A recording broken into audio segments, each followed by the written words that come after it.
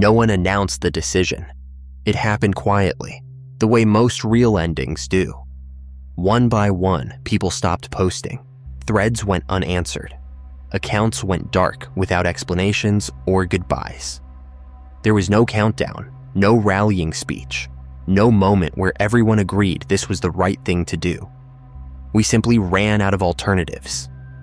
The blind spot was the only thing that had ever slowed the FeedWalker without helping him at the same time. Cameras could be avoided, devices could be shut down, but attention was harder to control. The only way to remove it completely was to remove ourselves from the places where attention lived. It felt less like fighting back and more like stepping out of the way.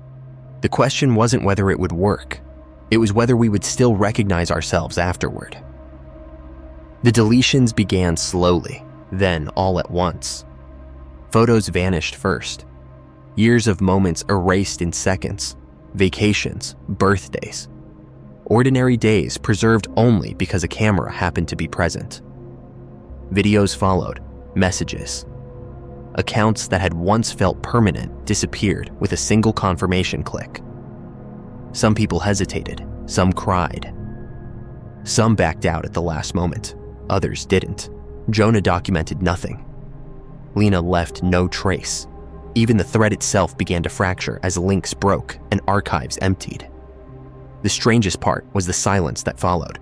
No comments, no notifications, no reminders. The feed adjusted instantly, as if we had never been there. For a while, nothing happened. No new sightings, no blurred figures, no forward-leaning shapes hiding behind objects. Public footage still existed, but it felt emptier somehow, like a stage after the audience had left. Cameras continued to record, but fewer people remained to be watched closely. Jonah believed the FeedWalker was losing cohesion.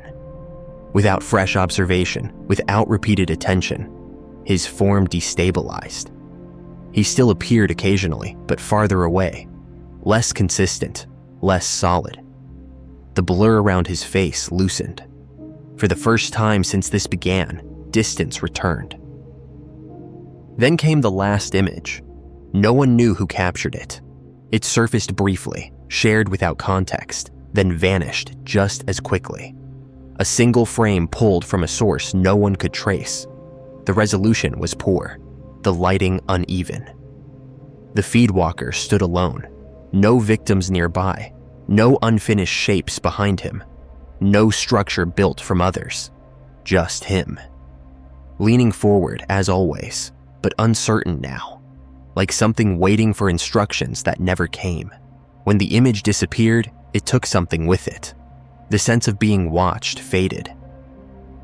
Weeks passed. Life continued offline. People adapted. Memories existed only in stories told out loud. Proof mattered less. Presence mattered more. No one claimed victory. There were no celebrations, no confirmation that the FeedWalker was truly gone.